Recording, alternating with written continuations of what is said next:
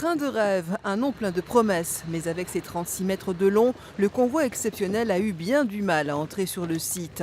Un transformateur électrique installé la veille, des poteaux, des arbres, une manœuvre plus difficile que prévue sur les 400 derniers mètres. Toute une matinée pour livrer le wagon à étage de la Deutsche Bahn.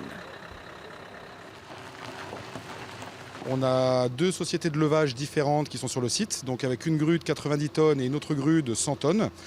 Avec un placement très difficile parce qu'ils ont vraiment eu très peu de place pour pouvoir s'installer. Ensuite, il y a deux solutions pour pouvoir porter un wagon, c'est ou le prendre par les tampons à chaque extrémité, mais celui-ci étant très long, il y avait un risque de casse au niveau du milieu, donc ils le prennent ce qu'on appelle en berceau. Donc ils vont passer les élingues par-dessous et ensuite faire voler le wagon. Une opération hors norme, même pour ces équipes bien rodées.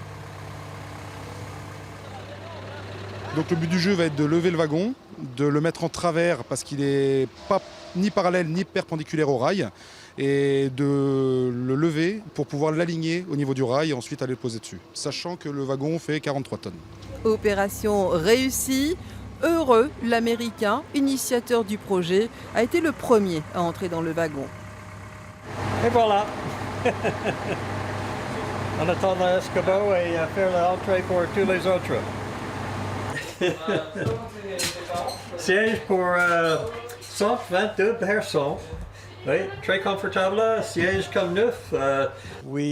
On attend encore l'attestation de conformité des installations électriques. Normalement, on devrait l'avoir en août. Il reste maintenant à aménager ce 9e wagon et à finir les travaux d'accès pour les fauteuils roulants ainsi que les espaces verts avant l'ouverture du site.